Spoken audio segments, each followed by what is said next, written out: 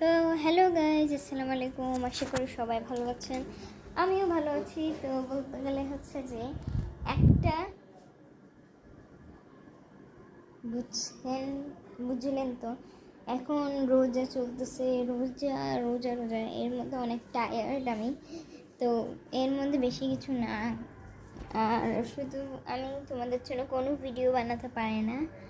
আর ঈদের সময় তোমাদের জন্য অনেক নতুন নতুন ফানি ভিডিও আসতে পারে আসতে পারে নতুন নতুন ভিডিও সহ অনেক অনেক ভিডিও।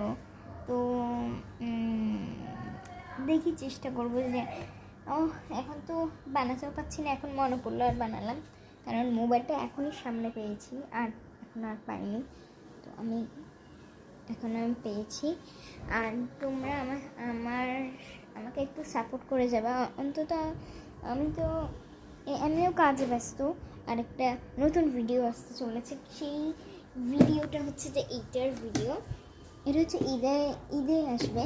আর ঈদের জন্য আমি অনেক কিছু বানাচ্ছি, যেমন আমার ফ্রেন্ডরা ইত্যাদি, আমার ছোট ছোট ফ্রেন্ডরা আসবে। এই দেখেন, অনেক কিছু বানাচ্ছি এমন করতে করে।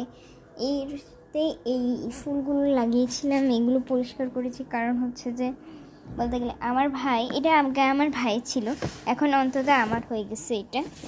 তো এখানে আমার অনেক বই দেখলেন, আর বলতে গেলে হচ্ছে যে এই দুইটা খালি হয়ে যাবে অন্তত, এগুলো এখন আমার মায়ের বইগুলো রাখছে।